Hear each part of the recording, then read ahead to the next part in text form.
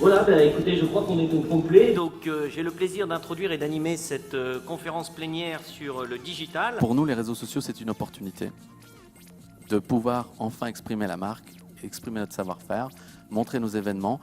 Tout notre job, en fait, c'est de réconcilier ce que je disais tout à l'heure, l'attente client et les messages de la marque. C'est vrai qu'à chaque fois, on me pose la question, les réseaux sociaux, quels sont vos objectifs de vente, quel est votre ROI?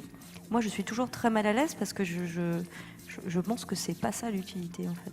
C'est quoi l'utilité? L'utilité, c'est d'entretenir une relation avec le client comme il en a envie, lui. S'il a envie d'une relation avec sa banque en 140 caractères avec un ton un peu humoristique, il faut que moi je puisse lui répondre.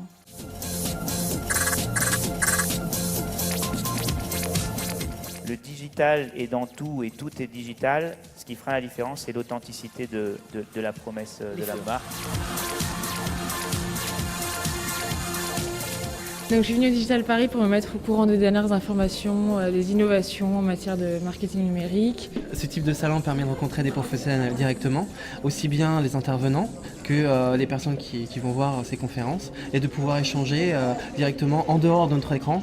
Ce qui est pas mal, c'est que dans les panels, vous avez autant d'annonceurs que d'agences, et il y a quelques journalistes également.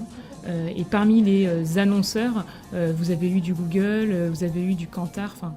Donc c'est assez intéressant parce que ça permet une vraie pluralité des points de vue. On apprend des choses, on échange, on fait aussi beaucoup de réseaux, on est aussi là pour ça. Mais ça permet beaucoup aux annonceurs qui viennent un peu s'abreuver l'information, d'avoir un overview global de ce qui se fait sur le digital pendant 2 ou 3 jours. Donc effectivement, c'est assez top. Bravo à ce type de salon, il faut perdurer, il faut continuer.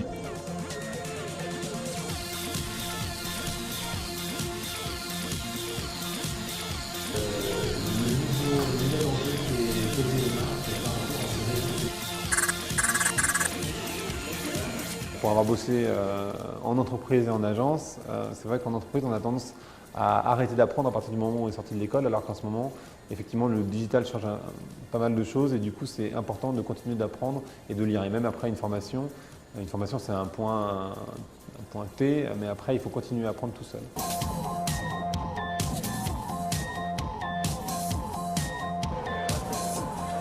Donc nous sommes une agence de conseil en marketing direct, multicanal, spécialisée dans le recrutement client. Nous mettons en avant le VMS, qui est le Voice Message Service, qui est un message qui arrive directement sur la boîte vocale des contacts, sans que celui-ci ne sonne. Pour nous, c'était très très important d'être présent et de mettre en avant ce nouveau produit. C'est très important pour TF1 d'être au salon Digital Paris.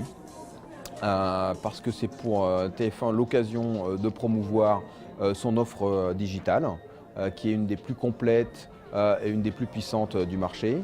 Parce que dans le digital, TF1 est extrêmement innovant. Le département innovation dont je suis responsable est à l'origine de nombreuses innovations. Certaines sont déjà présentes sur le marché, certaines commencent à émerger.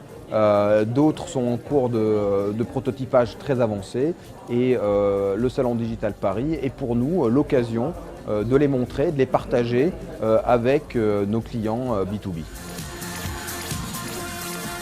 Alors un bilan très positif pour cette première édition de Digital Paris. On a réuni une base de visiteurs vraiment très qualifiés avec des directeurs marketing, des responsables marketing, des chefs de projet qui étaient vraiment là pour apprendre, écouter, networker. Les conférences plénières ont vraiment été le cœur et le point d'orgue du congrès donc, de Digital Paris.